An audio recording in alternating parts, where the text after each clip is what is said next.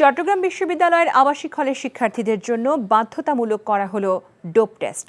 সকালে বিশ্ববিদ্যালয়ের মেডিকেল সেন্টারে ডোপ টেস্ট কার্যক্রমের উদ্বোধন করেন উপাচার্য অধ্যাপক ডক্টর ইয়াহিয়া আক্তার। প্রথম দিনে এফ রহমান হলের ৭২ জন শিক্ষার্থীর নমুনা সংগ্রহ করা হয়েছে।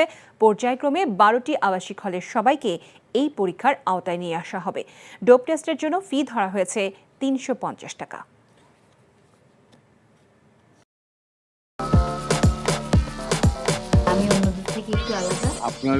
আমার অনেক পছন্দ, মানে আমি তোমার ছাড়া কাউরে কোনোদিন ভালোবাসি নাই। এই পুকুরটা তোমাকে লিজ নেওয়ার ব্যবস্থা করে দেবো। বদুল্লে চাকরিটা খাই দাও যায় না।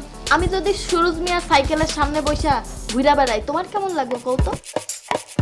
তুমি তোমার স্বামীর নিয়ে এত আহ্লাদ করতেছো, আর ওইদিকে বলে আমার সকাল হয় না, রাইতের আন্ধার হয়। এক রিকশায় গা সিপকায় বইসা হাসতে হাসতে কই জানা যাইতেছে।